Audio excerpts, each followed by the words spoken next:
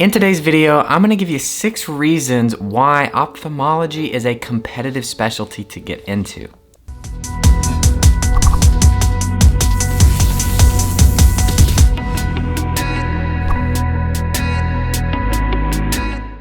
What's up guys, welcome back to the channel. I'm Zach with Dr. Eyeball MD. It is good to have you back. If you're new to the channel, I'm a 3rd-year ophthalmology resident and I will be an oculoplastics fellow starting next year, July 2021. And on this channel, we focus on everything about medicine, residency, ophthalmology more specifically. So if you're interested in any of that stuff, go ahead, subscribe to the channel, and if you get any value from this video, I'd appreciate it if you'd leave a like on it and comment anything that you might be thinking about this topic. Let's get into the video. In today's topic, we're going to go over 5 reasons why ophthalmology is a competitive specialty to get into. What does it mean to be a competitive specialty? So obviously when you get done with medical school, you have to apply for residency and you will match into a residency. Some residencies are going to be more difficult to get into than others, and there are different reasons why that may be the case. Some of the competitive specialties are things like dermatology, plastic surgery, ophthalmology, just to name a few. The reason that these things are competitive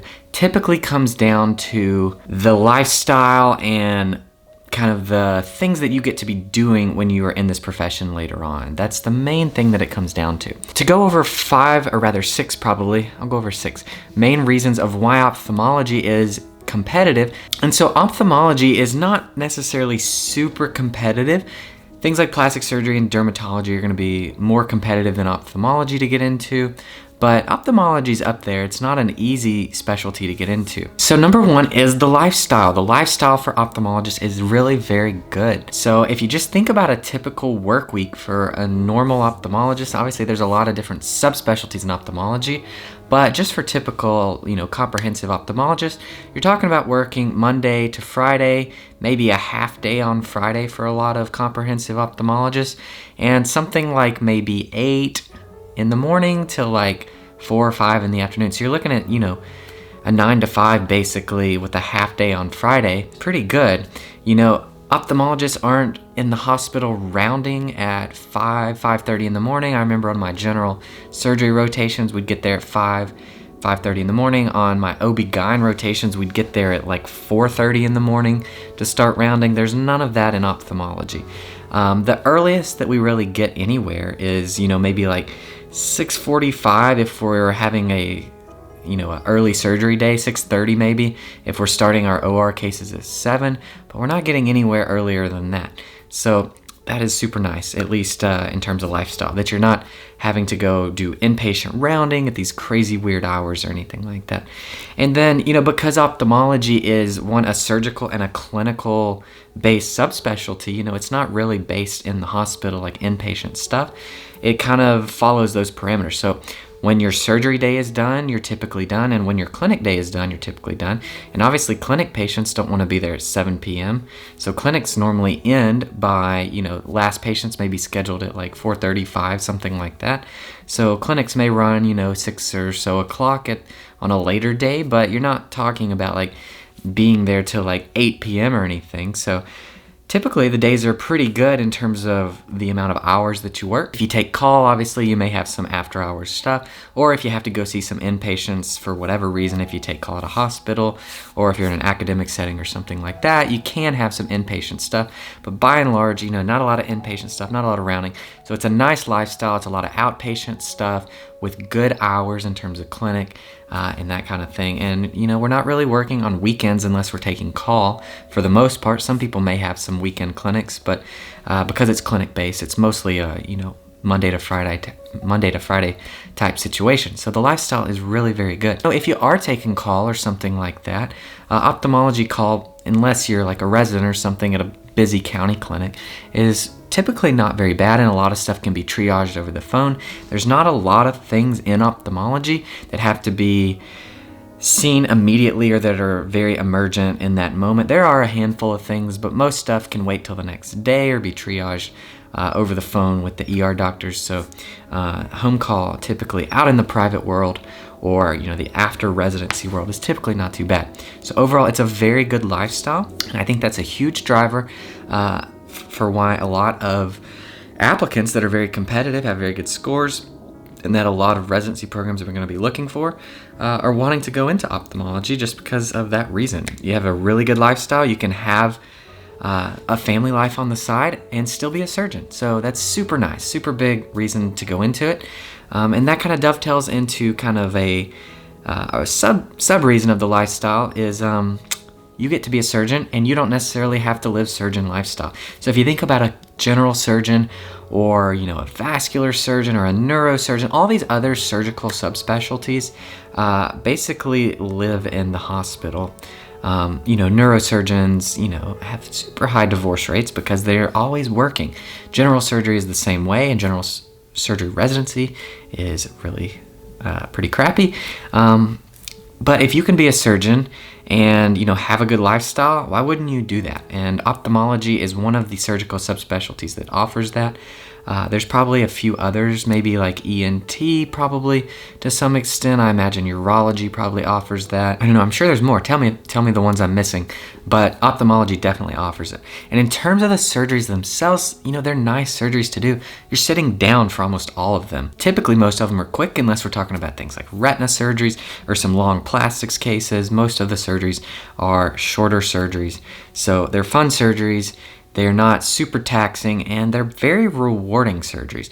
And that kind of dovetails into the second reason is you can have very happy patients. You can have a comprehensive ophthalmology practice where 95% of your patients, your surgical patients, are very happy with what you've done for them, as opposed to a lot of other specialties in medicine, things like maybe oncology, palliative medicine, internal medicine in a lot of regards, psychiatric medicine.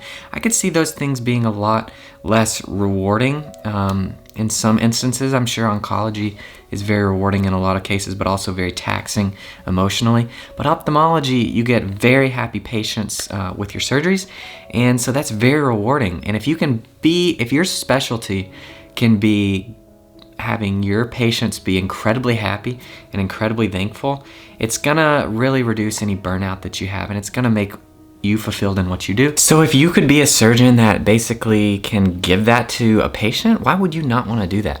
It's an incredibly rewarding and fulfilling specialty within medicine, and especially surgical subspecialty. So I think I've really probably talked about 3 already. Basically, the lifestyle is incredible. The types of surgeries that you get to do are actually really cool surgeries, really quick, really fun surgeries, and you can get very good at them. They're technical surgeries, and it's the surgeries where millimeters matter, and so precision is key. So if you're a perfectionist, they're awesome for that reason. And then also the outcomes that you have are amazing, and so you can have an incredibly fulfilling career giving patients their vision back and curing blindness. And so that's the first 3. The fourth is the money is quite good in ophthalmology, or at least it used to be much better. So when cataract surgery was a little bit bigger, probably 20 years ago, or like becoming more of a thing like phaco, they used to reimburse a lot better. And I think that there's still kind of a wave of competitiveness to the specialty that is kind of built around ophthalmologists, 20 plus years ago making a lot more money than they probably do today in terms of like comprehensive ophthalmology, and I think that drove some of the competitiveness. But that said, ophthalmologists still do really well financially, and there's so much variety in ophthalmology that you really can do incredibly well with whatever subspecialty you do. Whether you go into retina, those guys make a lot of money. The surgical retina guys, they do see 70 plus patients a day. They do injections, they do surgeries, they make a lot of money. The plastics guys can do cosmetic stuff. The glaucoma guys can be doing their premium IOLs and make a really good living. Same with the cornea guys. So there's a lot of room to make good money in ophthalmology, and there's also a lot of variety. So that kind of dovetails into the fourth reason, which is there's so much variety in the specialty that you can really make it whatever you want. You can be the high volume cataract guy doing 30 plus cases a week of cataract surgery, and just cranking out phacos, and that can be your thing, your private practice. Or you can be like the academic oncologist that people get sent all over the country to see you, because you're like the ocular oncologist, the go-to person. Or you could be like the uveitis guy for a retina practice. You could be the refractive guy at a comprehensive practice, or the go-to cornea guy. There's so many paths you can take within ophthalmology, and there's such good opportunity to basically do whatever you want to do, whether you want to be an academic guy or you want to like start your own practice or build a group practice or join a group practice. There's a lot of variety. You can really make it whatever you want. And I think that opportunity that it affords makes it a competitive option. You're not locked in to being a hospitalist or, working in this practice setting like you might be in some other specialties just by the nature of those specialties. So a ton of variety, ton of options, and for me at least, I like the options and the ability to go different paths because I like a lot of things and I really don't know exactly what I'm looking for in life until I get there. And so having these options for branch points along the way has been a huge plus for ophthalmology. Another reason is it's a super progressive field in terms of like advancing technology all the time. It's not like a stagnant field where nothing new is happening and we just have done it this way all along, and so that's why we continue to do it. It's a field that allows for innovation, and I think that's exciting for some people if you're really into research or you're really into a field that's like, okay, in a decade from now, we may be doing things entirely different than the way we do them now. For me, that's exciting, and it's something that I try to be a part of and actually drive the innovation of the field if you can. That's exciting. I like that side of it. I think that's a good reason that some people would want to go into it and that would make it a competitive specialty. I think other specialties can be a little more boring if it's just like, well, this is the way it is, this is the way we do it, this is the way we've always done it. To me, that's very boring. So ophthalmology is one of the most like forward-moving specialties in terms of technology and innovation. And so that's a huge reason that I think it's probably a competitive specialty. Guys, if you're not already getting the gist, the reasons that make this a competitive specialty are also reasons that make it a really cool specialty within medicine, and especially probably, in my opinion, the best surgical subspecialty to go into in terms of like having a good lifestyle, getting really happy patients, and really doing something that's fulfilling and that actually means something very important to people's lives. It combines the best of everything, basically. So that's why it is the best subspecialty to go into, in my opinion, in my humble opinion. So guys, tell me what other reasons that you found going into ophthalmology. Why do you think it's a competitive field? If there's anything I didn't mention, let me know. That's my kind of take on it. These are the reasons I think that it is competitive and the reasons that people try to go into it. And so that's why you get a lot of really good applicants. I hope you guys like this video. I'm Zach with Dr. Eyeball MD. I'll see you guys in the next one.